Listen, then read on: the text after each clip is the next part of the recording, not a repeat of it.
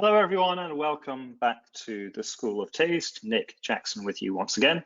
Thank you for taking the time out of your day to be with me live if you are watching live, and if you are watching on recording, thank you very much for taking the time to do that. We are up to our final session in this webinar course, Tasting Around the World. We've gone through 5 varieties up till now. We come to our final variety, planted in many different places around the world, producing many different styles of wine according to the climate and the winemaking choices, which is Syrah, which is certainly a happy place for me to end this course because I love the variety. I do think it's one of the great varieties in the red wine world, and perhaps still not appreciated for how good it is. So I think hopefully a nice note for all of us to end on with this variety. If you are watching live, as ever, please use the questions function to submit your comments and questions. But let's get going. This is just a reminder slide that we look at every week, just to remind us what we're looking for in the course of these webinars. So yes, of course, we will be thinking a lot about the variety that is Syrah, Shiraz, in this session. But also take this opportunity to think about, learn a little bit more about the regions that we're going to be tasting as well, because many of the styles of the wines from these regions will not change according to the variety, right? So yes, we're looking at Syrah today, but the way that we're describing Syrah from this country or that country, it may be also relevant to use those descriptors for other varieties coming from that region or from that country. So just think something to keep in the back of your mind. A little bit about what we should expect from Syrah as a variety, as an overview. First thing first, certainly one of the most deeply pigmented varieties, i.e. it's got a lot of color in the glass, can make very deep colored wines, almost opaque sometimes. It seems quite readily, quite easily without having to do much extraction. So a deep colored variety. Certainly one of the more aromatic red varieties. I don't necessarily think that we divide up red varieties into sort of aromatic or neutral or semi-aromatic like we do often with white wines. But nonetheless, I think that in the spectrum of red wines, Syrah would be one that relies on its aromatics, on its perfume for a lot of its success, more than most other varieties. Perhaps Pinot Noir would be sort of the one that sticks out to my mind as being particularly focused on the aromatics, but Syrah would be close as well. And then on the palate, obviously depending on climate, which we'll talk about a lot today, but usually a medium to full-bodied wine, often with quite powerful tannins. These are often chalky, powdery, and in warmer climates, velvety tannins. Which seem really to coat the mouth, but if you often think about it hard, you can find them really located on the tongue. That's what I always think is unique about the profile of tannin in Syrah. Generally speaking, a black fruited rather than a red fruited variety. And then with always some notes of something else in Syrah. That's one of the things that I think many other people love about the variety. Whether it's some gamey notes or smoky notes, pepperiness, always something else going on in Syrah other than just fruit, which is why I think it's quite a compelling, interesting variety in flavor terms as well as in structure terms. Takes well to being aged in new oak as much as it does in neutral vessels, quite an adaptable variety. Does generally need a relatively warm climate though. Weedy, unripe Syrah is not a fun wine. You very occasionally get it in cool vintages in the Rhone Valley, but generally speaking, you want a slightly warmer climate for the Syrah to emerge in its full glory, especially aromatically speaking. Okay, so without further ado, why don't we move on and taste our first wine, which is going to be, as you would expect in a webinar on Syrah, from France. I suppose the homeland of the variety and what many of us think about when we think about Syrah. We're thinking about the northern Rhone Valley. And I guess that's where your examples are going to come from. And tell me, as I'm talking now, what aromas and flavors you're getting in your wine. And when you do that, please tell me also which appellation, which region in France your wine comes from, just so I have some some context. So Syrah in the Northern Rhone, I mean, the first thing to say is that it is grown elsewhere in France as well, of course, obviously in the Southern Rhone, where it can add a bit of freshness, a bit of structure, and a bit of acid to Grenache-based blends. Also, what at least I often forget, in the Languedoc region, such a huge region, but again, all the virtues that I just mentioned for a blending variety, color, tannin, acid, maybe it's a bit drier, a bit more savory than the rather sweeter Grenache. All those things come in useful down there in the Languedoc region. So it will feature quite prominently in some blends there, especially from the better villages. But really, I think that the Northern Rhone is probably the homeland. Okay, so tell me what aromas and flavors you're getting, where you are located. Okay, Amber has got a Saint Joseph, very savory nose. So Amber is the first out of the gates today with a note, and the first word that Amber uses is savory, which I think is quite noteworthy. Savory nose, black olives, smoke, coffee grounds, herbal, thyme, and red fruit. You see, even by that description, which I think is a lovely description, Amber, you're already getting some of the complexity that I was talking about at the top, the combination both of fruit, but all these other crazy elements as well. Black olives, I think, is a very classic note for Northern Rhone as well, or sometimes even green olive, like a green olive tapenade, but see what you guys think. Maybe black olive is better. Maria has got a Hermitage, very nice, blackberry, smoke, peppery, medicinal, and vanilla and cedar, which maybe is from the oak, Maria. Abigail has got cornas, lucky you, dried herbs, savory note, high acid, fresh black pepper, and another person saying olive. Tufi with a 2013 cornas, pepper, frankincense. I love that. I love frankincense. I do think that there are two wines in the world that smell of incense, that smell like walking into a church after Mass has just finished somewhere in Europe. And one of them is Syrah from Northern Rhone, in some examples, not in all examples. And the other one is Aglianico, funnily enough. Smoke, black fruit game, full-bodied, intense, concentrated, long, good.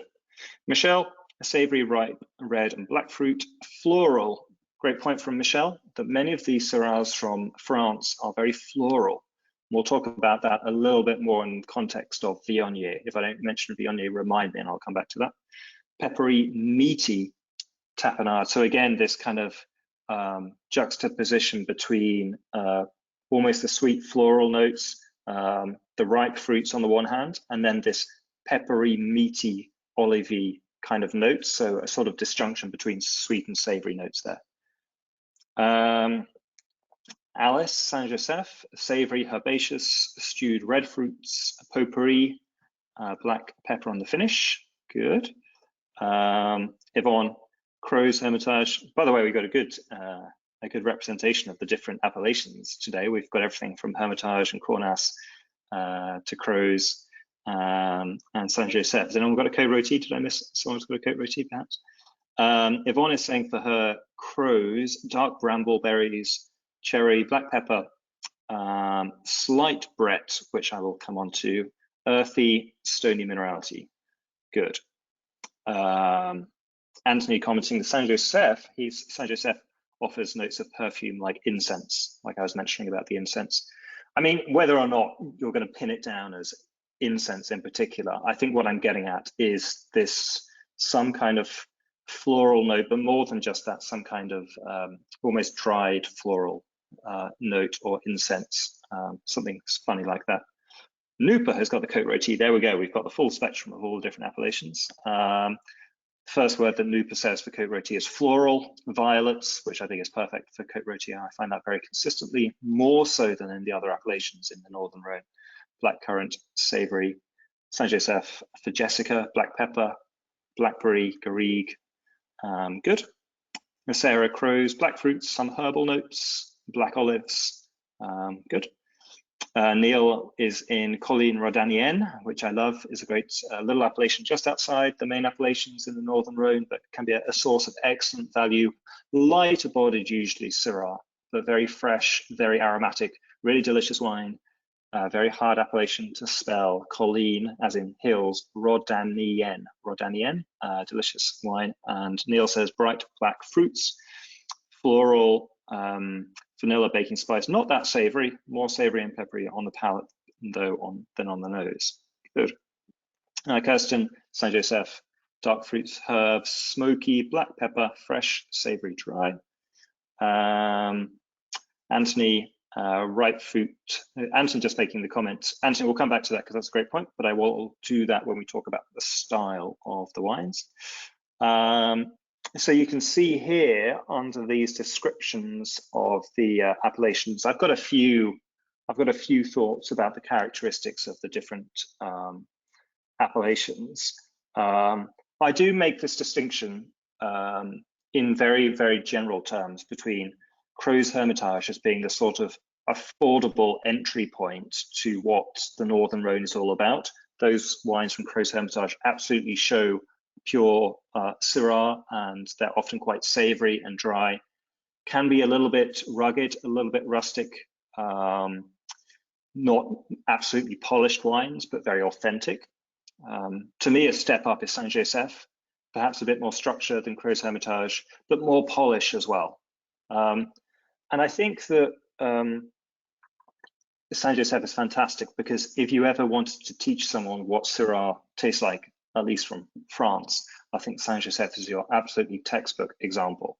Everything that I described at the beginning about the characteristics of Saint-Joseph is present, of Syrah is present at Saint-Joseph. And then I think that these three appellations, Cornas, Côte Rôtie, Hermitage, are a step up from both of those in terms of their complexity, concentration, and age-worthiness of the wines.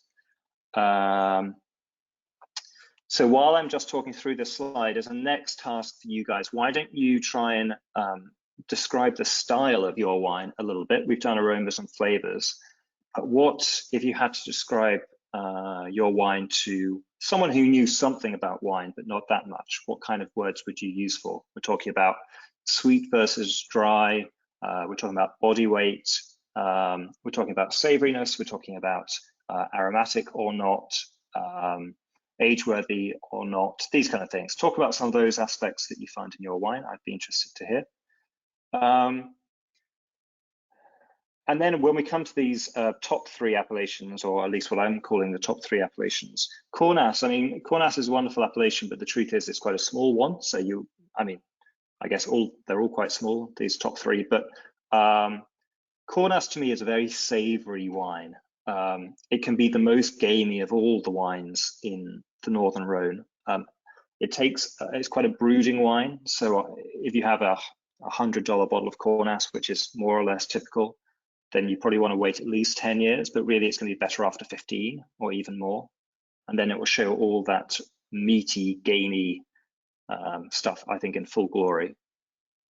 And then Côte Rôtie and Hermitage, in a way, couldn't be more different styles. I think that there's one producer of Côte Rôtie which has really, to my mind, sort of screwed up our impression of what Côte Rôtie is, and of course that's Guigal. Now, I'm the biggest fan of the Guigal wines out there. I think they're outstanding wines, but at least in the big Côte Rôtie wines, which in the business we refer to as the La wines, the individual single vineyards in Côte Rôtie, La Landon, La Mouline, and La Turque. These are such huge, dense wines that aged in 100% new French oak for 42 months, which tells you a lot. These wines, even in off vintages, you have to wait for them for 20 years. I think probably the best vintage of them to drink right now is 1988, So, that tells you how long we're talking about. And these are massive, dense, concentrated, inky black, powerful wines. Some of France's greatest wines, but I'm just not sure whether they're absolutely typical of what is usually expected from Côte Rôtie, which is this ineffable, ethereal perfume. Côte Rôtie should have the greatest perfume of any appellation in the Northern Rhone. Very floral. All those violets really come to the fore in Côte Rôtie. And then Hermitage is sort of a cross between the power and the density of Cornas and the aromatic and flavor complexity of Côte Rôtie. So everything going on in Hermitage. To me, I do sort of cry into my pillow a little bit at night that, to my mind, there's not more better producers of Hermitage. There's one great producer of Hermitage, which is Jean-Louis Chauve, and everyone else falls off quite quickly. These things can always change, but I just wish there were a few more that could, try and keep pace with Chauve a little bit. But so very powerful, dense, concentrated wines, some of the most powerful wines in all of France. Bordeaux, Châteauneuf-du-Pape, anywhere. Hermitage, one of the longest aging, most dense, powerful, age-worthy wines. Okay, so let's take a look at your comments on the style of your wine. Anthony, aromatically intense, with a full body, well-balanced palate of elevated, well-balanced acidity and tannins, with layered flavors and a long finish. Good. Tufi, Cornas, dark, full-bodied, savory, quite tannic, intense, concentrated, long and complex. Good. I think Tufi's description reminds me that Cornas is almost an intellectual wine, not in the sense of you have to have a PhD to understand it, but in the sense that it's not so much a hedonistic wine, a wine of pure pleasure, in a way that Côte Rôtie might kind of get close to. But Cornas is much more brooding, savory, intense. You have to work with it for it to unlock its secrets. Michelle, with the Côte Rôtie, dry traditional style, medium-bodied. Good point about Côte Rôtie. With the exception of the Guigal wines, Côte Rôtie can often only be medium-bodied. Red wine with refreshing acidity, firm, chalky tannins, and they will improve over the next 3 to 5 years and hold for 15 years. Good, sounds perfect. Nupa, dry, powerful, vibrant red wine with perfumed violets and savory pepper notes. So again, nice emphasis on the aromatic elements of the wine. Amber, definitely moderate weight, savory, feels both very smashable and something worth savoring and taking your time with. So I guess that captures this thing about the pure deliciousness of Syrah, but also something that is somewhat intellectual, something that is worth thinking about. Really delicious effort. Good. Neil, Colin Rodanienne, medium-bodied, fresh, with moderately high, slightly grainy tannins and juicy acidity, well balanced, with a moderately long, savory finish. So it sounds like that's a good example of Colin Rodanienne, Neil. Vidia, blackberry, long, intense, supple tannins, dry, with black olive, slightly bitter tobacco type finish. Good. Yvonne, dry and savory and earthy rather than fruit driven. Earthy, medium bodied, medium acid, fairly high tannins perceived on the tongue. Tannin texture is jagged rather than silky. So an interesting note there. I think probably unintentionally Yvonne slipped in earthy twice. And that is quite revealing in a way, because if you were to try and describe what French wine was to someone, as I try and do in the bullet point second from the bottom here, you can see I'm writing balance. Look at the second word, dryness, and then firm structure. And so Yvonne's saying earthy. And so we're all circling around this theme of dry and perhaps a little bit serious. The point I'm trying to get at is, in a way, that this kind of dry, savory, age-worthy wine is quintessential French wine. It doesn't always, the country doesn't always make wines which give up their charms openly and readily, but often makes wines where you have to kind of work at them a bit, whether that means letting them age in bottle or just letting them sit there in the glass and coming back to them again and again. Quintessential French wine. If you think about Bordeaux would be a similar style, but also wines like Madiran, Cahors, many wines from the Languedoc, these kind of quite powerful reds, brooding intensity, but ultimately dry wines that we're going to require a little bit of age. Jessica Saint Joseph, dry, fragrant, youthful with savory and ripe black fruit notes, juicy acidity and medium body. Sounds delicious. Maria, Cornas, brooding. Yes, Maria agrees that Cornas is brooding. Some VA and Bretty. Good. We'll come back to those last 2 points from Maria. Saint Joseph for Kirsten, medium body, juicy florals, make it feel rounded and a bit luscious, but that's offset by a savory finish. So I think most of you will probably agree by the sounds of your tasting notes with my final bullet point here about the qualities of Northern Rhone Syrah, savory and dry, aromatic style, supple tannins. We haven't talked too much about tannins, but I do think that in general, in tannins, not just in Syrah in France, but in Syrah anywhere in the world, the tannins tend to be quite well integrated. They don't tend to tear up your mouth with their austerity or their bitterness or their aggressiveness. They tend to be quite fruity themselves, and they've got quite a nice texture as well. So I'm calling them supple, but you can find another word if it suits you better.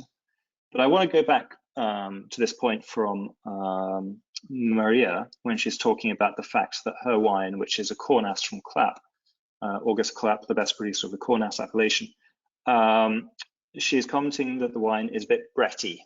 So the Bretty notes, Brettanomyces, is that a yeast or a bacteria? I can never remember which. It's a yeast, right?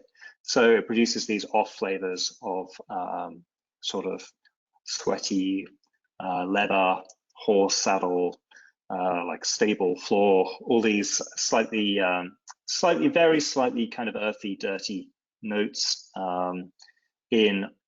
often found, honestly, in French wines and European wines, quite rarely found in New World wines. But the reason I'm mentioning it is because I do think that if there's one region where I find Brett quite commonly in France, it's in Northern Rhone Syrah. I don't know why, whether it's a characteristic of the variety that allows the yeast to flourish, or whether maybe the hygiene is perhaps not as good as it is in other regions of France. I don't know, but I do think that you can get quite a lot of Brett in Syrah in France. The other region, by the way, if there was going to be a runner-up for this, what I consider to be a not very illustrious prize, the runner-up would be Cabernet Franc from the Loire Valley, where it seems to me it's harder to find one without Brett than it is to find one with Brett. But anyway, I'm not someone who loves Brett, so you can see what my bias is.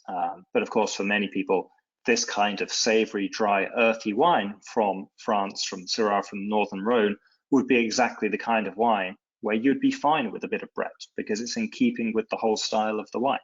So for many consumers, that wouldn't be a problem at all. Fleur has got a Hermitage, and she's also commenting that that wine is Bretty. And VA, volatile acidity. I haven't really thought about volatile acidity too much in the context of Syrah, caused by the Acetobacter, where essentially you've got a wine with high acid in the presence of somewhat oxidative aging and can create these like nail varnish remover notes or balsamic notes. But it could be in a cooler vintage. Fleur's got a 2004. 2004 is not that warm a vintage in Northern Rhone. Perhaps the acidity was a little high in that vintage. It could be present there. Okay, well, I mean, I am pleased to see that your wines do seem to be behaving according to type. I write these slides and then I always fear that everyone's descriptions are going to be wildly different. So it's always a relief to me when everyone seems to be tasting the same thing. I do think that it is one of the great wine styles in the world. I think you get to understand the variety very clearly when you're in the Northern Rhone, and I think they're some of the most delicious, gorgeous, complex wines, not just in France, but anywhere. Tufi is asking, could some of Syrah's wild flavors be taken for Brett? Sure, yeah, because as we just said, especially if you're in somewhere like Cornas, but other appellations as well, like Crows maybe, these brooding, dark, dense, serious wines with this earthy undernote, that could easily be interpreted for Brett. But Brett, to me, is just slightly more unclean than that. Okay, so Michelle's just saying how much she loves the Francois Viard wine. Yes, good produce, Michelle. I'm glad that you like it. Okay, so what we're going to do now is we're going to move on to our next region, which is New Zealand. Now, I feel like I should sort of apologize maybe for making you guys try and seek out in New Zealand Syrah. If you didn't find one, then of course I understand. I know it can be tough in certain markets wherever you are. I think probably those of you who are in the UK might have had it easier than those of us in the US, where getting any wine from New Zealand that's not a Sauvignon Blanc can be tough. But I did want to include this example because I do think that Syrah is one of New Zealand's great success stories and one that we never talk about. So we should take the time out to talk about it. In fact, as you're pouring your wine, and tell me your aromas and flavors again, and I assume that most of your wines come from Hawke's Bay. You can see from the second bullet point why I say that. But if it doesn't come from Hawke's Bay, then please tell me. I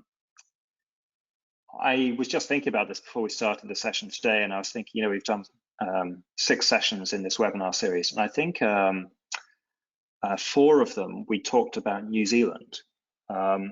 And the way I chose which countries we should talk about with reference to these varieties was simple, was that I thought these are the ones which make the most interesting, complex examples that are worth talking about. So in some cases, in most cases, that means they're also going to be quite commercial.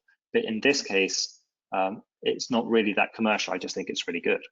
But anyway, out of the 6 webinars we've had, we've talked about New Zealand in 4 of them in the context of Sauvignon Blanc, Chardonnay, Pinot, and Syrah. And then you just realize that what we often think about New Zealand just being, you know, Sauvignon Blanc territory, wow, it can make such good range of varieties. But all in the same style, I think, which is the second bullet point from the bottom about the New Zealand qualities. Jessica complaining that you couldn't find a single example of New Zealand in New York City. Well, did you look on wine.com, Jessica? Did you? Because I did in New York City, and there was 2. Sarah, Corinne, yes, New Zealand, South Africa is hard to find. Tufi has got Craggy Range, Gimlet Gravels, 2015, good. Pepper, incense, vanilla, ripe but fresh black fruit, certainly riper than the first Cornas wine. Interesting. So let's talk about the comparative ripeness of France versus New Zealand. That's a really interesting question. Please remind me to come back to your note because there's a lot there to talk about. Anthony, Hawke's Bay, less intense than the Saint-Joseph, but aromatic nonetheless. Lighter black fruit with more of a somewhat medicinal, piney, herbal overlay. So quite a different spectrum of flavors there. Amber saying she's happy to be in the UK. Congratulations on your move, Amber, to the UK. Being in the UK made it so much easier. The first New Zealand Syrah I've ever been able to get my hands on. Tamar to Hawke's Bay, very Pinot Noir-like, paler color. Remember, I said right at the beginning that Syrah almost always has got a deep color, so a pale color will tell you something about the growing conditions, cooler climate. Red fruit, so red fruit rather than black fruit. Floral, that's consistent. Medium body in alcohol, but with a crazy amount of black pepper. Okay, good. So obviously black pepper, as we all know from our previous wine studies, a signature, a hallmark of Syrah as a variety in many places around the world. But perhaps particularly in cooler places. Okay, so Neil is saying rich black fruit, fresh and stewed berries, vanilla, meaty, chalky tannins, mouth-watering acidity with a bit of VA, long, dry finish, and a medium plus body. Okay, good. Fleur, very defined, bright black fruits with plenty of clarity, very peppery notes and herbal notes. So again, I'm being reminded by Fleur's notes here to look at the New Zealand qualities and indeed the New Zealand Syrah qualities bullet points. I always think, I know I've told you guys this many times before, but I think one of the wonderful things to me about New Zealand wines across all varieties is how the cool climate style of the wines results in this crispness, this clarity and precision of flavors, where you can taste each individual flavor. Yeah, and I think that Fleur's notes, when she says very defined and bright black fruits, really captures some of that. Michelle, just right, fruit, more red than black, but sweeter on, riper on the palate. Green olive, white pepper, and silky tannins, good. Yvonne, ripe blackberry, menthol, dried leaves, and herbal, possibly whole bunch, good point, Yvonne, let's come back to that. Sarah saying she used to buy a Trinity Hill Syrah from Gimlet Gravels in London, and it was a pure peppermill. There we go. Kirsten, fresh, sweetish red and black fruit, spicy pepper, vanilla, nearly all fruit, some savory on the finish. Nupa blackberry, more peppery than the Cote Roti. Floral, but not as perfumed as the Cote Roti. Jessica asking, do you think New Zealand shows more black pepper than the Northern Rhone? So I'm going to hang that out there. I'm not going to answer that just yet. What do you guys think? What I do note, though, Jessica, is that a lot of people have mentioned black pepper in the context of New Zealand, but I don't recall one person saying that. Maybe someone did in the Rhone comments, which is interesting, isn't it? Because black pepper is almost a cliche when we're talking about Syrah. And so the fact that we're getting it abundantly here, but we weren't getting it so much in the notes in the Northern Rhone, is a story to me, I think, that is quite interesting about relative ripeness levels. But let's come on to that in just a sec. Abigail, red fruit, smoke, light smattering of black pepper. Vidya, some red fruits in addition to black fruits, very peppery, medium plus body, less intense and less bitter finish than the Crows, riper fruit, and sweeter on the palate. So I had a difficulty in trying to decide how to order these slides and order the way that we were going to taste these wines, because I couldn't figure out whether to put New Zealand or France first. In the end, I decided to keep it simple and go from Europe to then having 3 wines all from outside Europe. But you can see why I might have considered putting New Zealand first, because for many of you guys, you will have a lighter body, possibly more acid, possibly lower alcohol, and an overall sense of greater freshness in your New Zealand example than you did in your France example.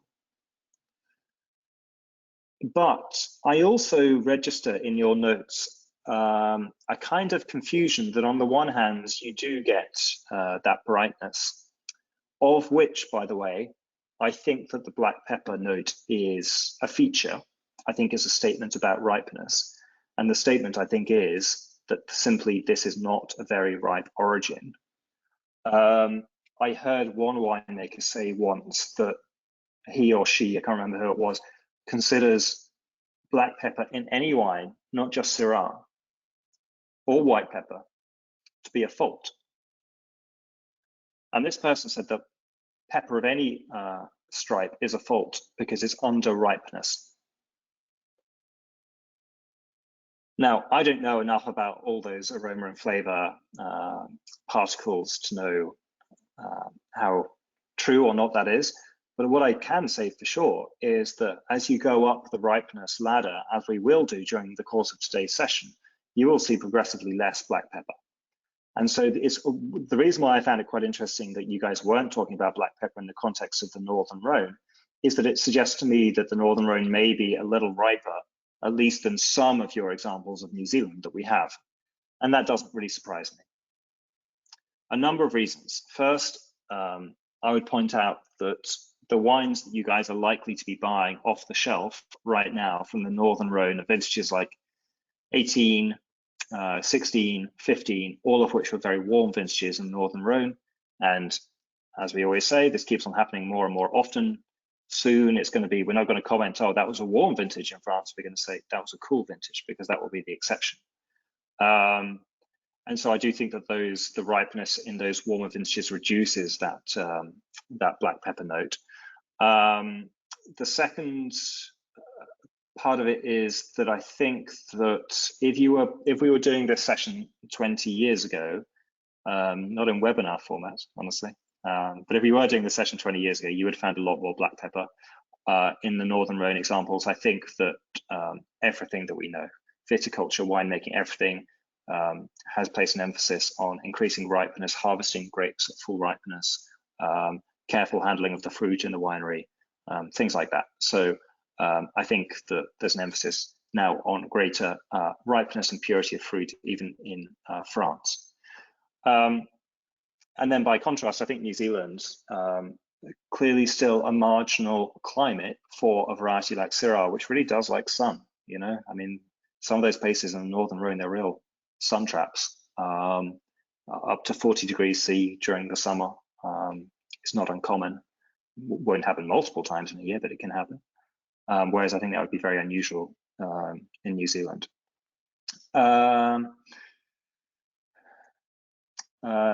Michelle commenting, Côte Rôtie was peppery, and so Côte Rôtie, which as we just mentioned, is a style which relies on this aromatic emphasis. Doesn't surprise me that that would be the one with some pepperiness in it, perhaps more than others. Saint Joseph as well, I think, being that very pure expression. Michelle asking, what does pepper evolve into with ripeness? I think perhaps more of the olive, that kind of black or green olive sensation that some of you were talking about, but otherwise just more generic black fruits, I think. But anyway, sorry, that was a bit of a sidetrack. But it's just interesting making sense of your comments that, for instance, some of you are saying things like, I've got red fruits, but I've also, which to me is sort of a less ripe note. I think red fruits generally indicate a cooler climate than black fruits do. But on the other hand, or perhaps which complements that, I've got a ton of black pepper and a medium body. But then some people are saying, but I've got riper fruit than my Crozes Hermitage, for instance. So we are sort of taken to this place where we're sort of thinking there are some European aspects of the style of this wine, perhaps in terms of the acidity and the brightness and clarity of flavor, but also some New World aspects, perhaps in the suppleness and the ripeness of fruit. So quite interesting.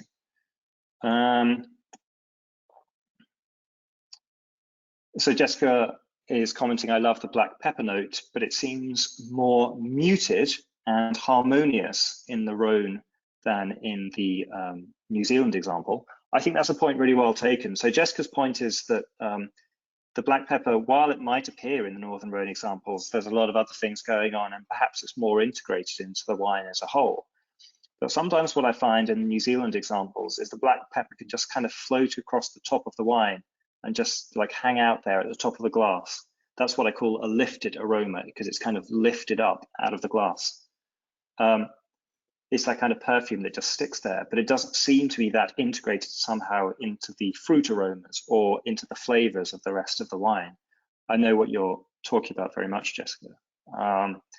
And this may or may not be related, but that does give me a nice segue into talking about an important aspect of winemaking for Syrah, which is the use of whole bunches in the fermentation vat.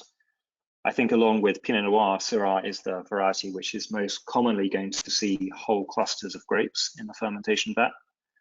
It's still a stylistic choice. If you want to make absolutely pure wines which emphasize purity of fruit, you're not going to do it. But if you want to emphasize the spiciness and the aromatic elements of the wine, then you may include a proportion of whole clusters in your vat, which brings out those characteristics. Definitely happens in the Northern Rhone. The issue with these using stems is that you have to have them ripe, otherwise they just impart greenness to the wine, and no one wants that. So in a marginal climate like New Zealand, it may be not as common as in the warmer parts of the Northern Rhone. But equally well, if you're a winemaker that's really committed to making an aromatic style of Syrah, that is definitely something that you're going to consider.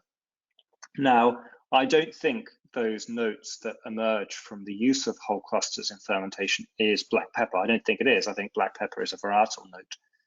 But the notes that do emerge are not that dissimilar from black pepper. We're talking about a kind of herbal spiciness, a spice that kind of overlays the wine. Again, just like this note that Jessica was talking about the black pepper hovering at the top of the glass. That's my sensation about wines that use whole cluster, whether Pinot or Syrah. That kind of herbal green spice just hovers at the top of the glass. That's what got me thinking about it. So if you see any notes like that in your glass, that could be what we're talking about, whether for the French example or the New Zealand example.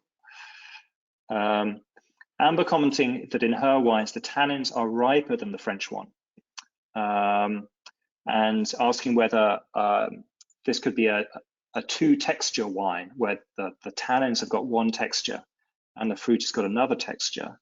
And so I suppose in that case, Amber, in both examples, one of the glories of Syrah as a variety is the texture of the wine. I often talk about this. And certainly in the context of fruit, the fruit of Syrah is always very velvety and very seamless. There's no hard edges to the fruit. Now, the tannins often can be like that as well. And if you don't believe me, wait until we get onto the Australian example at the end. But sometimes you do get two textures where the tannins have got one texture and the fruit's got another texture. And that kind of thing would happen in a cooler climate where the tannins might not be as ripe. So in that case, you might be looking for more of a powdery or chalky sensation to the tannins in French examples, and maybe here as well. You guys tell me. But still, I hope that the fruit would retain that very smooth, seamless quality. So Amber commenting that in the New Zealand example, the tannins are riper. So maybe moving from a world of cooler, slightly more austere style in France to a softer, more supple, riper tannin style here in New Zealand. Excuse me.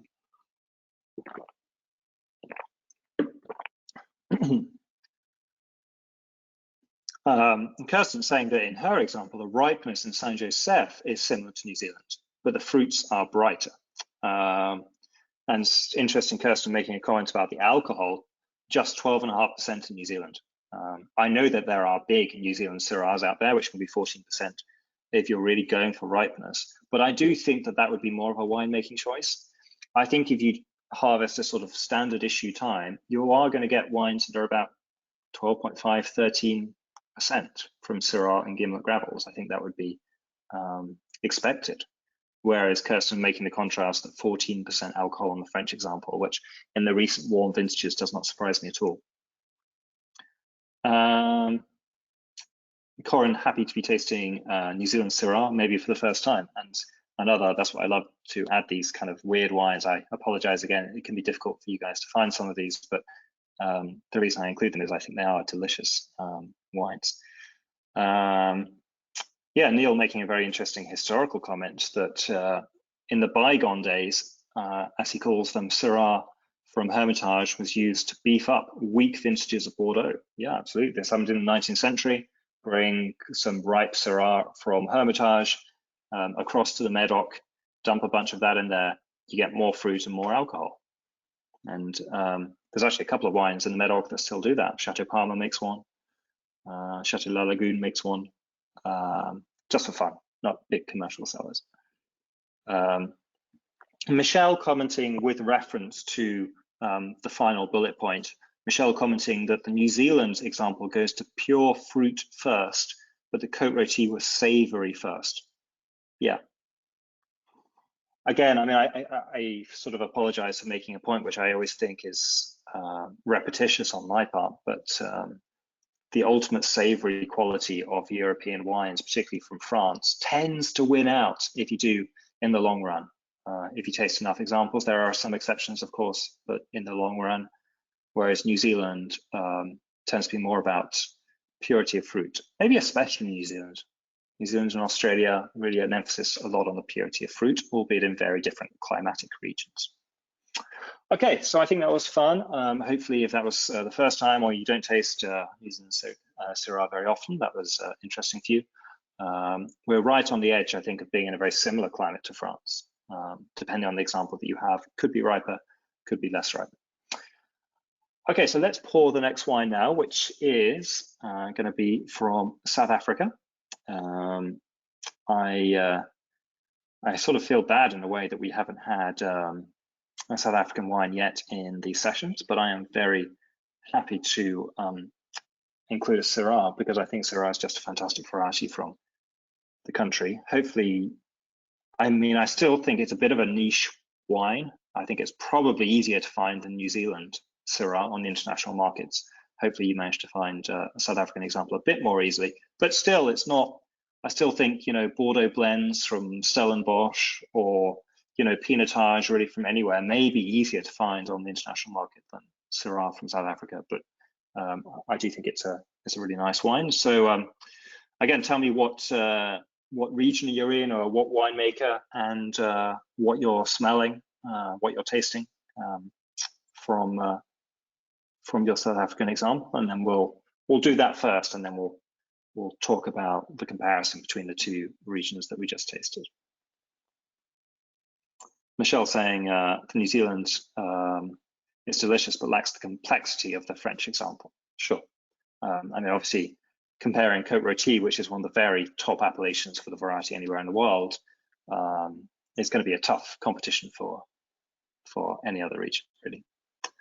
Okay, Tufi has got one from Swartland, roasted, very ripe black fruit, smoke, hints of black pepper, bacon, toast, warm alcohol, sweet fruit, but a dry finish, says Tufi. So it sounds like there's a lot going on in that wine. Sounds pretty delicious to me, Tufi. So black fruit and then some familiar notes that we've already encountered: smoke, black pepper, bacon. We didn't have a bacon note for Northern Rhone. That's usually quite a common one.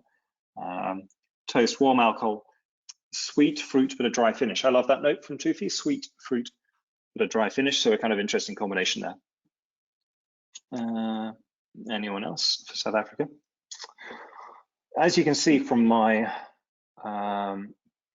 let's go to the bottom two bullet points first, because I just want everyone to have a chance to taste their wine before we come to the top three bullet points. But because we haven't really looked at South Africa as a country so far,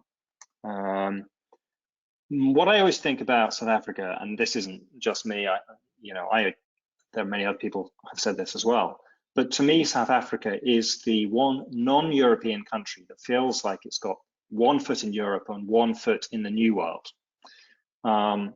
Which means to me that the fruit can be quite ripe and generous and sunny and warm and concentrated and all those things that you expect from the New World. But it can also be quite dry on the finish and have an overall sense of savoriness that perhaps is unexpected in the New World.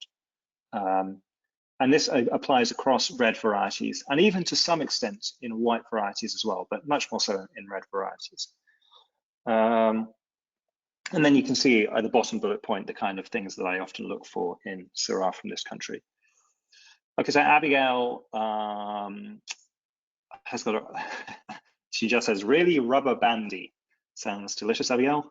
I apologize that your wine is like a rubber band. I hope that's a bad example. Amber, black fruit, 14% alcohol, full body, but juicy, medium plus acid, so nice level of acid, makes the black fruit feel fresher rather than jammy and sweet. And so again, that is going back to my point about the slight European quality of some of these wines, that in Amber's wine, you have got the ripeness and the concentration of fruit, but also a sense of freshness and life which perhaps reminds us even a little bit of the New Zealand examples we were just tasting. Neil, Western Cape Shiraz, interesting they called it Shiraz, ripe blackberry and plum fruit. Has anyone got red fruits? I feel like this is going to be more of a black fruit wine. I think that it's kind of black fruit ripeness, not just for Syrah as a variety, but South Africa, I think, is definitely on black fruits. Some of you had red fruits in New Zealand, but I think we should be much more in black fruit territory here. Ripe blackberry, plum fruit, licorice. Licorice to me is always a statement about ripeness. Lightly herbal notes, good. Pepper and bacon on the palate, also sweet fruit and a dry finish. So the same thing as Amber was saying. Silky tannins, well integrated into the fruit with moderate acid. Good. Jessica saying that she does have an example with red fruits. Lifted, high acid, quite light on its feet. Not baked at all, but showing some evolution with leather notes. This is an example from 2015. Nupa from Elgin. Elgin is such a lovely region in the very south of South Africa, making very elegant styles, Pinot Noir, Chardonnay, Sauvignon Blanc, and now Syrah. I think this could be a really great region in the future. Well, it is already, but will continue to be, and maybe will expand into growing more Syrah.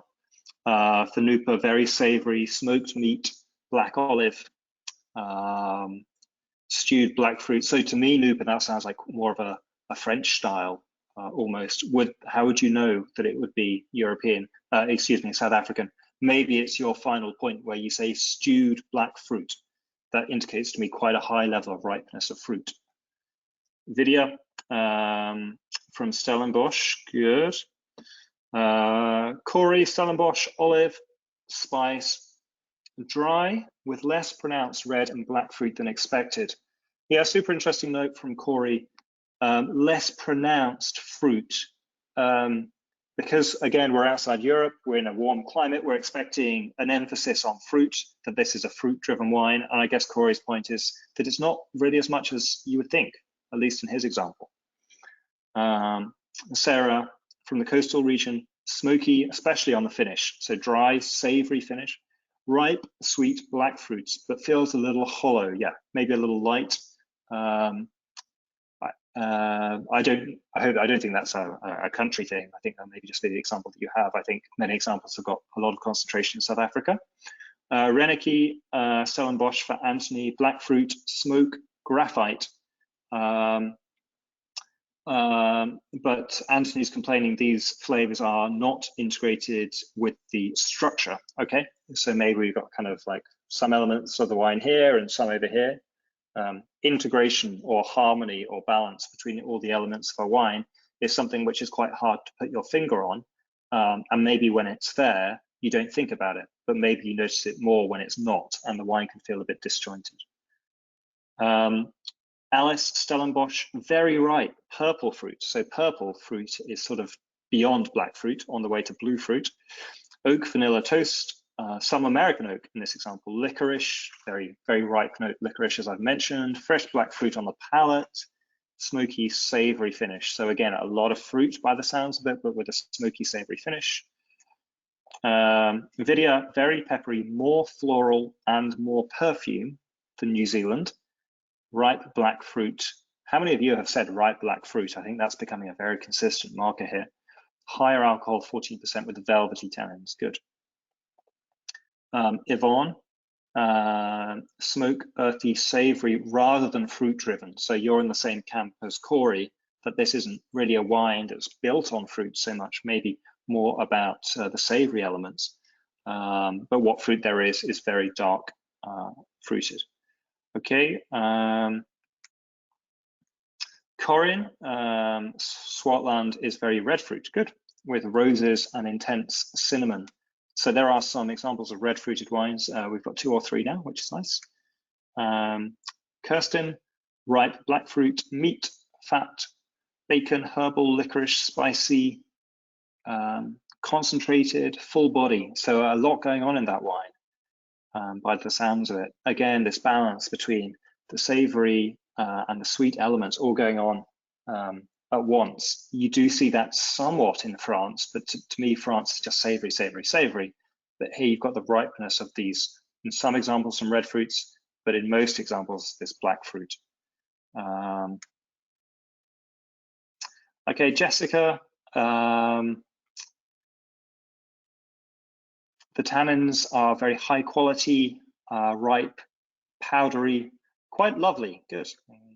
I love lovely tannins. That's great.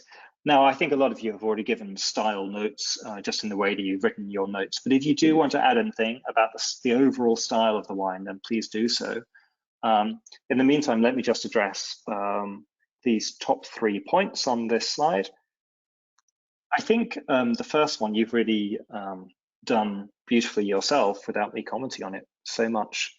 Fruit intensity or fruit ripeness is balanced or offset by dryness. And then you can see the next point where I say that this could become a signature variety for South Africa.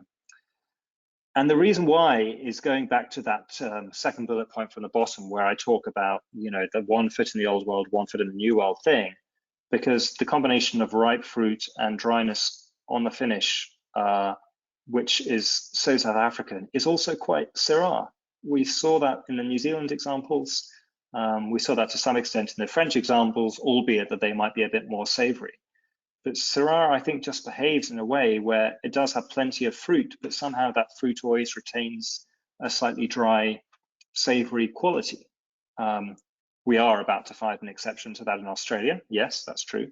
But I mean, all 3 regions so far that we've looked at, we've seen at least some evidence of that. And I think that goes just hand in hand with the overall style of red wines in South Africa. So that's why I say that it could be a great variety for South Africa.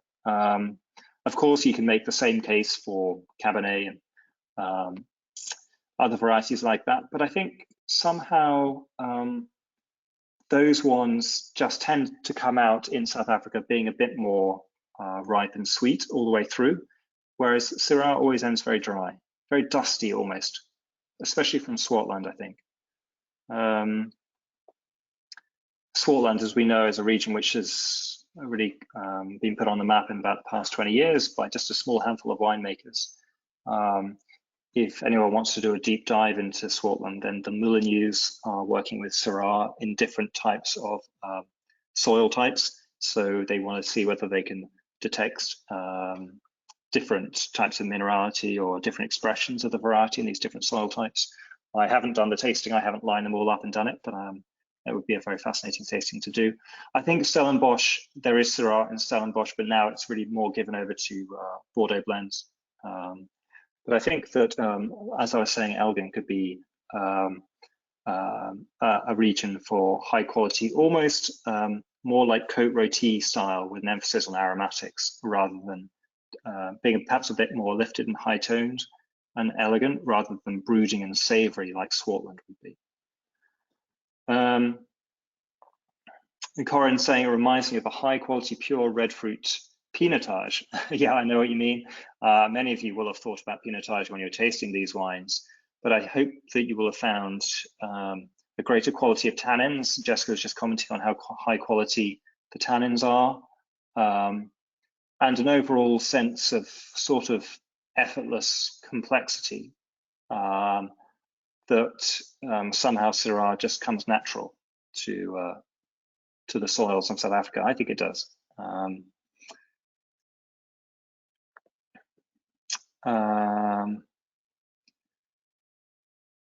Abigail saying, Abigail's, has got the tough example, which is very kind of like Band-Aid, like rubber band, saying, this quality seems very South African. I mean, look, don't say that to a South African winemaker. What we're talking about is a quality which is often associated with old school examples of pinotage and maybe even other red varieties in South Africa, but everyone knows that the international market is not looking for that style, and really modern day South Africa is certainly moving away from those notes. Everyone, I think, agrees that it's not desirable, and I think they've done a lot to work on the purity of fruit expression in their wines. Some people said it came from poor vine material or other sources. But certainly you only have to taste, for instance, the Bordeaux blends to know that it's not a South African note. Those wines are very varietal, very pure. And it sounds like most people's examples of Syrah are the same. So no surprise to me that there are some examples of that kind of old school style still hanging out, but I think those are becoming the exception rather than the norm. Yeah, Michelle making a great point about Margaret River in Western Australia being similar in some respects to South Africa as a whole country, having, as it were, one foot in Europe and one foot in the New World. Because if you think about, if some of you guys had Cabernet from Western Australia when we looked at Cabernet, and if you remember, we're talking about only a medium body, can be a little herbaceous, a little herbal, aromatic, fresh, elegant style, which is not necessarily what you'd expect if you have this idea in Australia in your mind of blockbuster, massive, dense fruit and over-ripeness. And so I do think that's a nice comparison. I think there's probably greater purity of fruit in Australia than in South Africa. A lot of you have mentioned a kind of smokiness to the wine, which of course is Syrah as well. But even in examples of Bordeaux varieties, you do get something a bit more savory, smoky in South Africa, whereas I think more purity of varietal expression and of fruit expression in Western Australia would be typical. But you are right to draw the comparison between these two regions, which display both apparently European characteristics and apparently New World characteristics simultaneously. Jessica is saying the Syrah seems more naturally happy in South Africa than in New Zealand. Yeah, I agree with you. I do think that the additional ripeness from the slightly warmer climate of South Africa might make it a more natural fit. But of course, there are many people who do like the super fresh, low alcohol style of wine that comes from New Zealand, whatever the variety. Okay, so anything else we need to say about South Africa? Anyone got any further comments?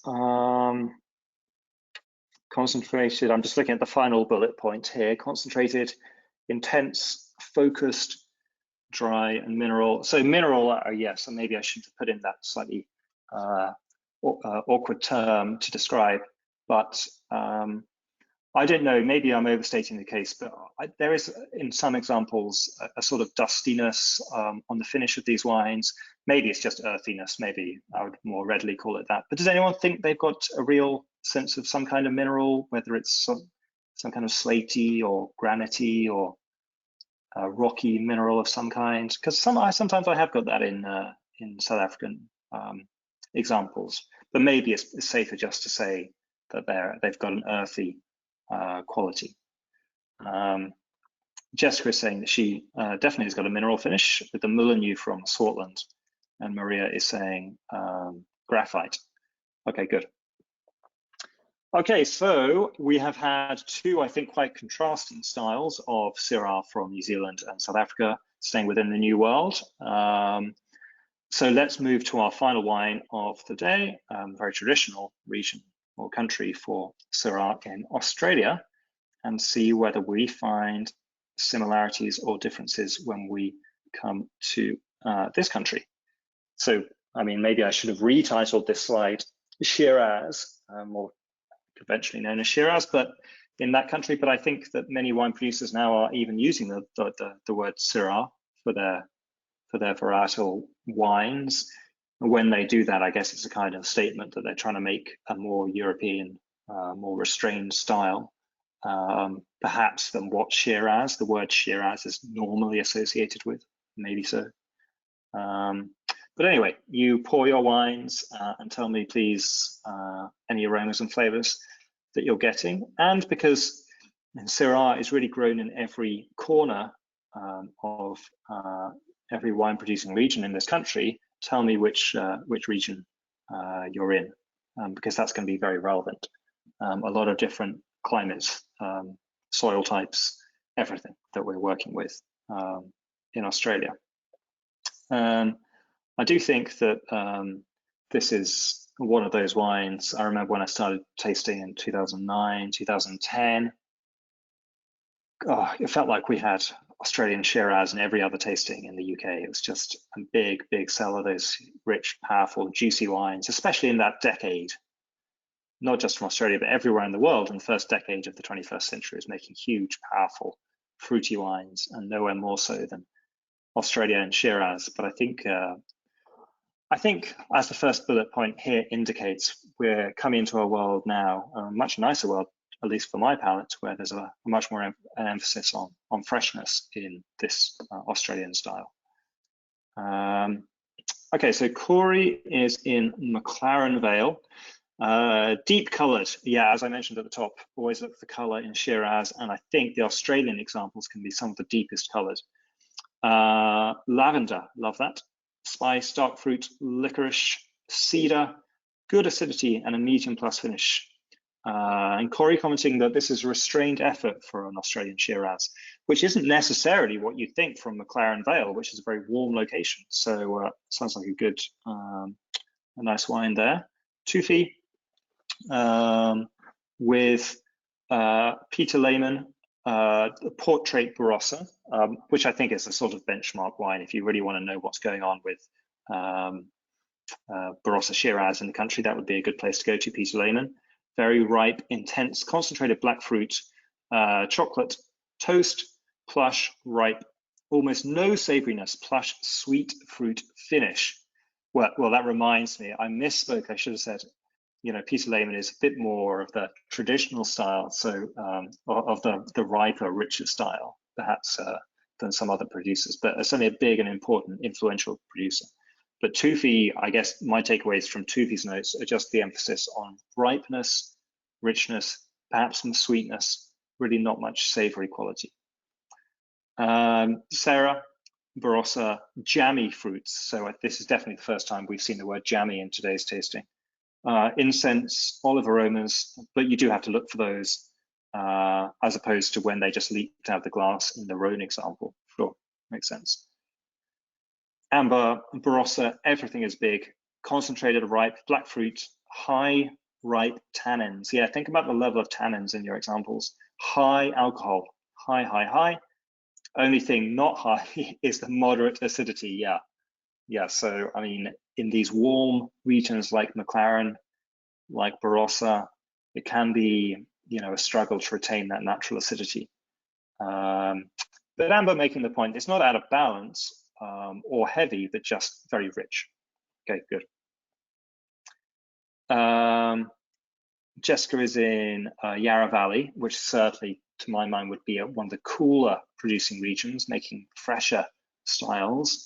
And Jessica commenting, my Yarra Valley is very fresh indeed, but with very sweet, ripe fruit, a sweet and tart taste rather than savory. So it might be restrained perhaps in terms of body weight or alcohol, Jessica, but underlying that, there's still a good ripeness of fruit, sure. Anthony, Yalumba, which I love that. Producer, big producer, but such a great kind of go-to if you want classic examples of a whole bunch of Australian regions, actually. Yalumba, Barossa, blackberry jam, chocolate, good. So again, ripeness, ripeness, ripeness.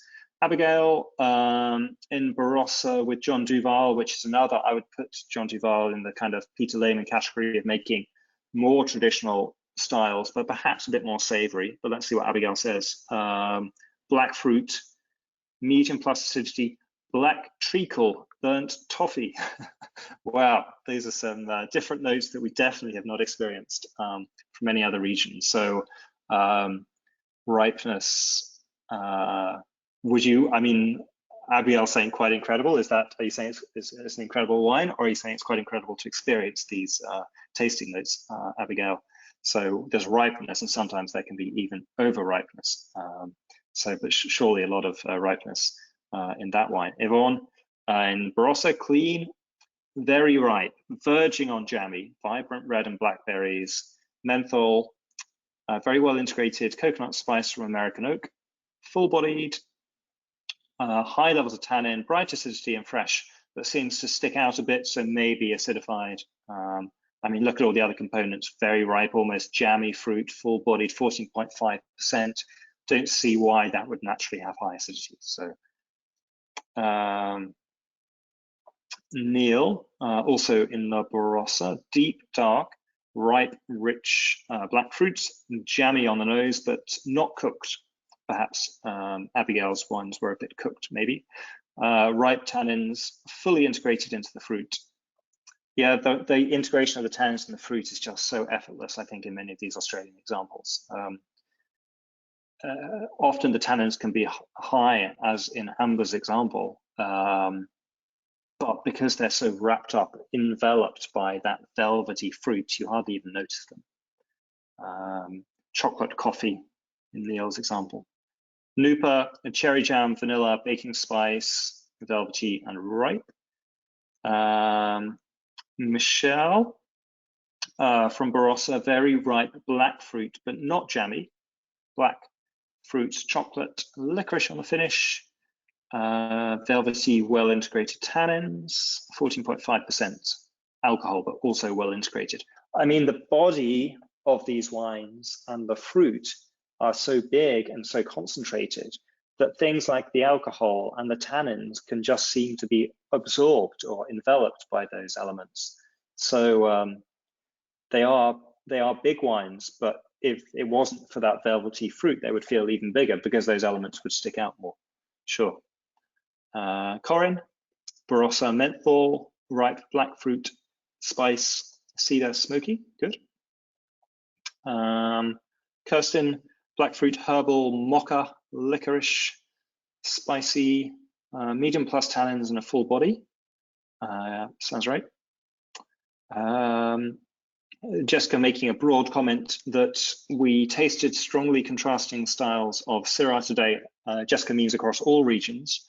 All of Jessica's examples were life and fresh examples, but many people seem to have rich, ripe, full-bodied oak, high alcohol ones. Yep, yeah, but to me, that's the whole glory about the variety. It can take on so many different forms, and winemaker choices are so important. But also, as I hope we're beginning to realize, climate is going to be the main guide here. Because Jessica, just bear in mind you're in the Yarra Valley, which would certainly be one of the cooler regions for making Shiraz in Australia, whereas most other people today are in Barossa, which would absolutely be one of the hottest. So very, very different regions.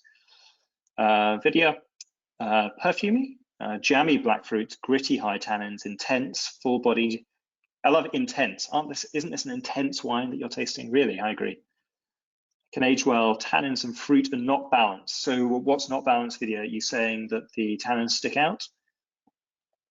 Toofy, the tannins are high, but they are soft and velvety. So it's almost like a contradiction, isn't it? You think that if you have a high tannins in a wine, then they're really going to be drying and maybe abrasive. But Toofy's making the really important point that in Australian Shiraz, you can have soft and velvety, and yet they can still be high. Great point. Abigail saying, in terms of the alcohol, the only one of the four coming into the medium category is the New Zealand example. So I assume by that, Abigail, you mean that all the others were in the high category. So that doesn't surprise me if you think about Crow's Hermitage. I mean, certainly the big three, the most famous three appellations in the Northern Rhone that I mentioned, Côte-Rôtie, Cornas, and Hermitage, minimum 13.5, but more likely these days 14 or more. New Zealand, yeah, as I mentioned, you're more likely to be in 13 territory. South Africa, same as Northern Rhone, I think 13.5 and above. And Australia, really, unless you've got one of the cooler regions like Yarra Valley, then you're probably going to be in the 14 plus category. Vidya saying in her example, the tannins do stick out a little bit. Okay, good. So the third bullet point from the bottom, I think, is relevant because most people did, in fact, have examples from Barossa and McLaren Vale. And they are a great kind of benchmark for Australian Shiraz as a whole, and they are certainly the most important regions on the international market for this variety, so it's important to know what these wines taste like. But I do wonder whether for wine geeks and for wine lovers like us, there are now other regions which we should pay attention to, which brings me to this second bullet point. These regions in Victoria, we've already mentioned Yarra Valley, which makes a whole range of varieties, but including very fresh Shiraz. But then those other ones those other ones mentioned here can also make this quite lifted, only medium-bodied style.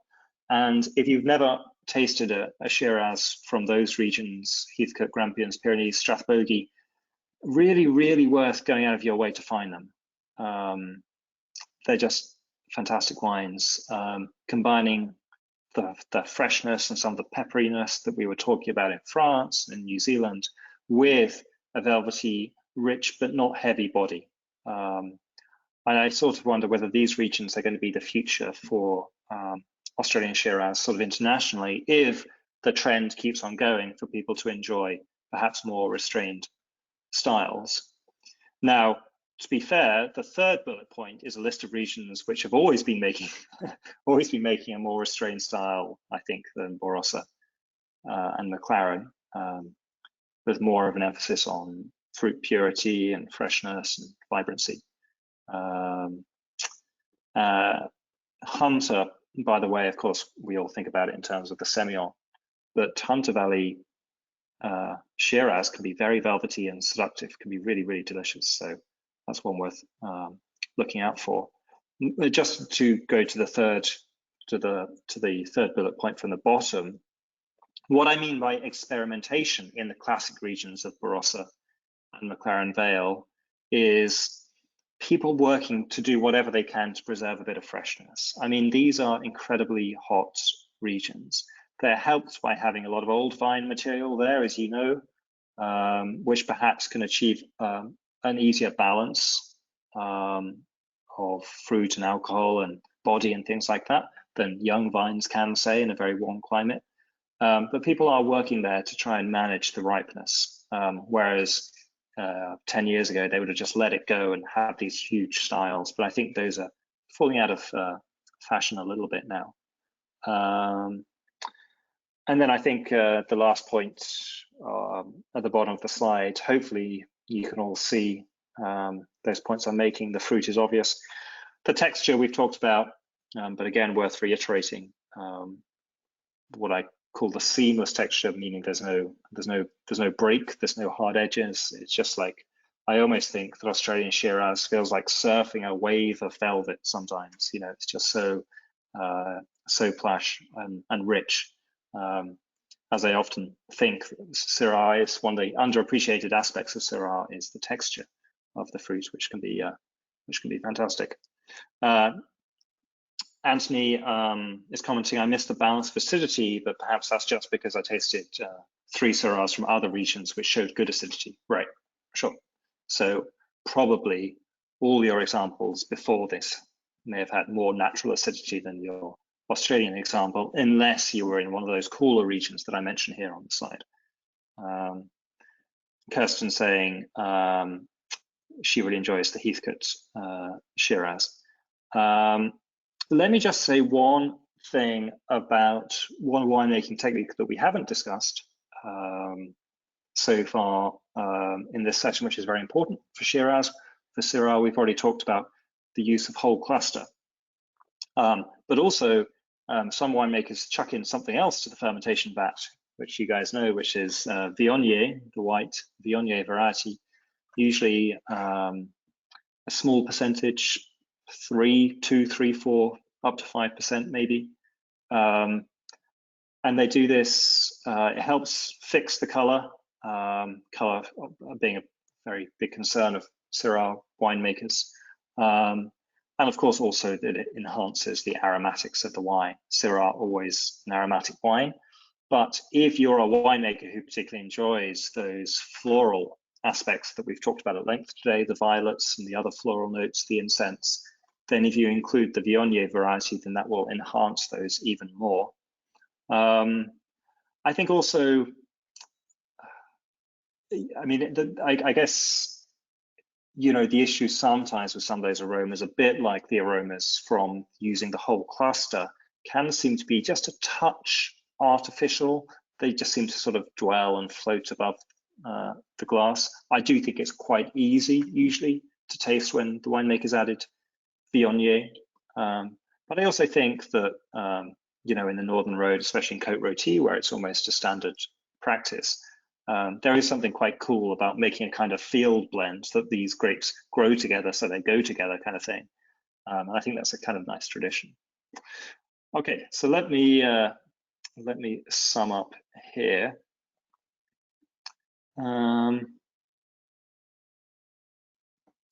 Okay, Michelle just asking, shouldn't the Viognier be better integrated when it's co-fermented?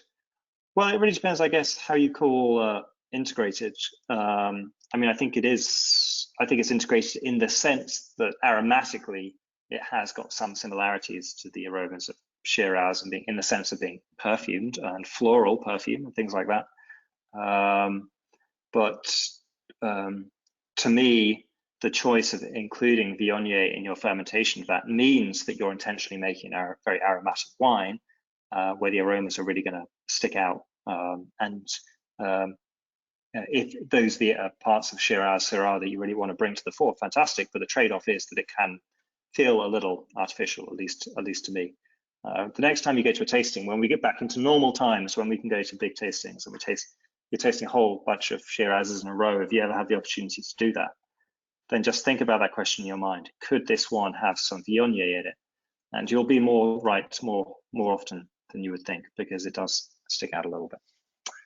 So, I mean, I think this first point on this slide is very obvious. I think you've done all the work on this one yourself today. I think you've seen how vastly different this variety can be according to climate. And the fact is that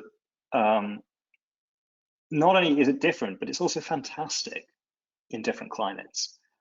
It's not like, of course, there are many people who love Northern Rhone wines and things like that, fine. But they're fascinating wines, I think, from New Zealand, fascinating from South Africa, fascinating from Australia, all these different regions where these lighter, more fresh styles are also being made now. So different styles, but not necessarily different qualities, all, I think, fantastic and delicious wines. Nupa asking about other countries. Great question. Mentioning Chile. Chile, to me, so I really had a toss-up between including Chile or New Zealand in this session. I think in both countries, it's still a minority red variety. And in both countries, I'd like to see more of it. There are some fantastic producers of Syrah in Chile. And if you think about the climate there, which is sunny but fresh, it should be perfect for the variety. Perhaps a touch warmer than New Zealand, so maybe making slightly richer, riper styles. But what Chile does so well is making aromatic wines. So that would really play to the strength of Syrah.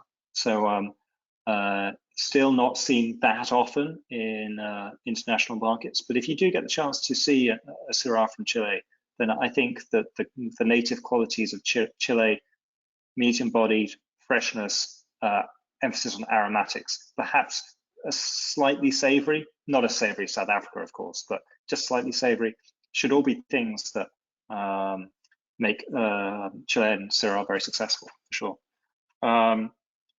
Nupa adding that she had a Syrah from Rueda, from Spain. Well, you got me there. I have no insight into Rueda Syrah. That must be the one and only example, I reckon, from that region, but I'm glad that it was good. Corinne saying Okanagan in BC, in Canada. I've never tasted. You guys, unfortunately, north of the border, drink it all, so we never get to see any down here, but we would love to. And I have no issue believing that relatively warm climate, albeit a northern latitude, longitude, is delicious for Syrah, sure.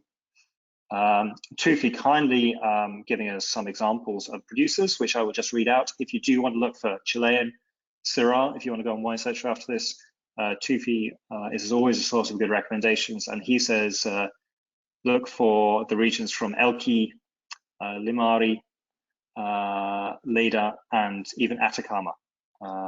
Good. Okay, so the difficulties of Shiraz, we've mentioned Brett. We haven't mentioned reduction. So reduction when the wine is raised in an oxygen-free environment can produce those kind of smoky, flinty notes, more common in white varieties. The problem I have with reduction in red varieties is that it doesn't always come across like that. It more, to me, often comes across as being like blocked drains, not a very positive note. And of course, if you aerate the wine in the glass or in a decanter, that will, hopefully blow off a little bit. But still, I do think for whatever reason, Shiraz is quite a reductive variety. And for people who are not familiar with it, they can be disappointed that it's not more expressive. In some markets, it's not Cabernet. Yeah, I mean, this is really a statement about the US markets. American consumers just don't really understand, appreciate, or buy Syrah. All they want is Cabernet. They want a big red. So it can be a tough sell. A few years ago, everyone thought that Syrah was going to be the next big thing, and everyone planted Syrah in California. It's never really taken off. If you guys wonder now why you see so many red blends, usually labeled not varietally, but usually with some kind of brand name or whatever, that's where all the Syrah went that they planted a few years ago, into generic red blends. Sad. It's very sad. I wish this market would appreciate Syrah more. But there you go. And then finally, the advantages. Well, I think the advantages are it tastes delicious across multiple different climates. But I do want to make one really important point, which I think the South African example showed so well, that it can make fresh and dry wines even in warm climates. And I think this could be a variety if you're thinking about somewhere like Napa Valley, which is very warm now for Cabernet Sauvignon. Could that be somewhere where Syrah might be able to retain a sense of savoriness and structure, even in spite of the warmth? And in other climates in Australia, maybe in South Africa, that are warming as well, where you can still maintain freshness and some kind of savory quality. I think those are things that we would all benefit from in this kind of changing climate. So many upsides to the variety. Okay, my friends, I think we have reached the end of the road with this webinar course. I thank you very much for taking the time to be with me this week and for the past few weeks. You will have indefinite access to the recordings. Of course, I will send out all the links later today to not just to today's session, but to all the sessions. If you would like to keep on tasting with me, I have 2 new courses starting around the week commencing the 9th of November. One about how to taste quality in wine, which I just think is absolutely essential for anyone studying for any wine qualification. And one about looking at specific varieties and regions in 4 different European countries. So an opportunity to hone in on these particular regions and varieties and just do some in-depth work about why they taste as they do. So hopefully those should be interesting to you. But with that, I will leave you to enjoy the rest of those bottles which you just opened, and I will see you online again soon. Thank you, everyone.